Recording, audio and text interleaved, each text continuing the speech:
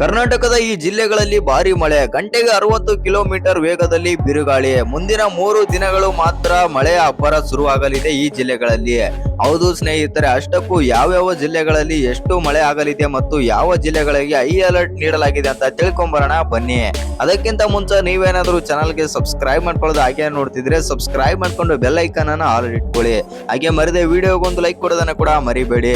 ವರ್ಣನ ಆರ್ಭಟಕ್ಕೆ ರಾಜ್ಯದ ಹಲವು ಜಿಲ್ಲೆಗಳಲ್ಲಿ ಭಯದ ವಾತಾವರಣ ಸೃಷ್ಟಿಯಾಗಿದೆ. ಮುಂದಿನ 3 ದಿನಗಳ ಕಾಲ ರಾಜ್ಯಾದ್ಯಂತ ಅತ್ಯಂತ ಭಾರಿ ಮಳೆಯಾಗಲಿದೆ ಎಂದು ರಾಜ್ಯ ಹವಾಮಾನ ಇಲಾಖೆ ತೀವ್ರ ಎಚ್ಚರಿಕೆ ನೀಡಿದೆ. ವಿಶೇಷ ಎಂದರೆ ಕರಾವಳಿ, ಮಲೆನಾಡು ಹಾಗೂ ಘಟ್ಟ ಪ್ರದೇಶಗಳಲ್ಲಿ ಮಳೆಯ ತೀವ್ರತೆ ವಿಪರೀತವಾಗಿರಲಿದ್ದು ಸಾರ್ವಜನಿಕರು ಕಡ್ಡಾಯವಾಗಿ ಸುರಕ್ಷಿತ ಕ್ರಮಗಳನ್ನು ಕೈಗೊಳ್ಳಬೇಕೆಂದು ಕಟ್ಟುನಿಟ್ಟಿನ ಸೂಚನೆ ಕೂಡ ನೀಡಲಾಗಿದೆ. ಮುಂದಿನ 24ರಿಂದ 48 ಗಂಟೆಗಳ ಕಾಲ ರಾಜ್ಯದ ಬಹುತೇಕ ಭಾಗಗಳಲ್ಲಿ ದಟ್ಟ ಮೋಡ ಕವಿದ ವಾತಾವರಣ ಇರಲಿದ್ದು ಬಿರುಗಾಳಿ ಸಹಿತ ಸಾಧಾರಣದಿಂದ ಭಾರಿ ಮಳೆಯಾಗುವ ಮುನ್ಸೂಚನೆ ಇದೆ.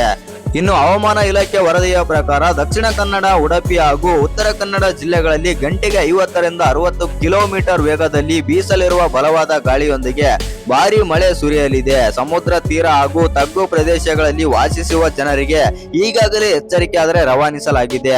ಮತ್ತೊಂದೆಡೆ ಮಲೆನಾಡು ಹಾಗೂ ಘಟ್ಟ ಪ್ರದೇಶಗಳಾದ ಬೆಳಗಾವಿ ಘಟ್ಟ ಪ್ರದೇಶ ಮತ್ತು ಶಿವಮೊಗ್ಗ, ಚಿಕ್ಕಮಗಳೂರು, ಕೊಡಗು ಮತ್ತು ಹಾಸನ ಜಿಲ್ಲೆಗಳಲ್ಲಿ ವಿಪರೀತ ಮಳೆಯಾಗುವ ಸಾಧ್ಯತೆ ದಟ್ಟವಾಗಿದೆ. ಇನ್ನು ಜುಲೈ 9 ಕರಾವಳಿಯ 3 ಜಿಲ್ಲೆಗಳು ಹಾಗೂ ಬೆಳಗಾವಿ, ಶಿವಮೊಗ್ಗ, ಚಿಕ್ಕಮಗಳೂರು, ಹಾಸನ, ಕೊಡಗಿನಲ್ಲಿ ಮಳೆಯ ತೀವ್ರತೆ ಮತ್ತಷ್ಟು ಹೆಚ್ಚಾಗಲಿದ್ದು ಜನಜೀವನ ಅಸ್ತವ್ಯಸ್ತಗೊಳ್ಳುವ ಸಾಧ್ಯತೆ ಇದೆ. ಇನ್ನು ಜುಲೈ 10 ಕರಾವಳಿ ಜಿಲ್ಲೆಗಳಲ್ಲಿ ಜುಲೈ 10ರವರೆಗೂ ಯಾವುದೇ ಬಿಡುವಿಲ್ಲದೆ ನಿರಂತರವಾಗಿ ಮಳೆ ಮುಂದುವರಿಯಲಿದೆ ಎಂದು ಹವಾಮಾನ ಇಲಾಖೆ ಸ್ಪಷ್ಟಪಡಿಸಿದೆ. ಇನ್ನು ಬೆಂಗಳೂರು ಸೇರಿದಂತೆ ದಕ್ಷಿಣ ಒಳನಾಡಿನಲ್ಲಿ ಮಧ್ಯಮ ಮಳೆ. ಹೌದು ಸ್ನೇಹಿತರೆ, ರಾಜಧಾನಿ ಬೆಂಗಳೂರು ನಗರ ಹಾಗೂ ಬೆಂಗಳೂರು ಗ್ರಾಮಾಂತರ, ಮೈಸೂರು, ಮಂಡ್ಯ, ಕೋಲಾರ, ಚಿಕ್ಕಬಳ್ಳಾಪುರ ಹಾಗೂ ರಾಮನಗರ ಜಿಲ್ಲೆಗಳಲ್ಲಿ ಮುಂದಿನ 3 ದಿನಗಳ ಕಾಲ ಸಾಧಾರಣದಿಂದ ಮಧ್ಯಮ ಗಾತ್ರದ ಮಳೆಯಾಗಲಿದೆ.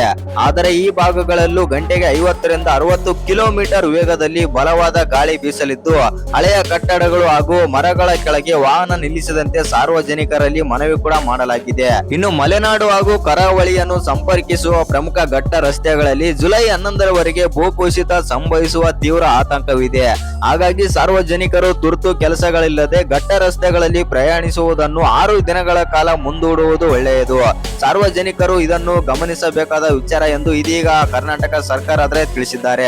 ಇನ್ನು ಈ ವಿಡಿಯೋ ಇಷ್ಟ ಆಗಿದ್ರೆ ಒಂದು ಲೈಕ್ ಮಾಡಿ, ಶೇರ್ ಮಾಡಿ. ಹಾಗೆ ಇನ್ನು ಯಾರ್ಯಾರು ಚಾನಲ್ಗೆ ಸಬ್ಸ್ಕ್ರೈಬ್ ಮಾಡ್ಕೊಂಡಿಲ್ಲ ಸಬ್ಸ್ಕ್ರೈಬ್ ಮಾಡ್ಕೊಂಡು ಬೆಲ್ ಐಕಾನ್ ಅನ್ನು ಆಲ್ ಇಟ್ಕೊಳ್ಳಿ. ಹಾಗೆ ಮರಿದೆ ವಿಡಿಯೋಗೊಂದು ಲೈಕ್ ಕೊಡೋದನ್ನ ಕೂಡ ಮರಿಬೇಡಿ.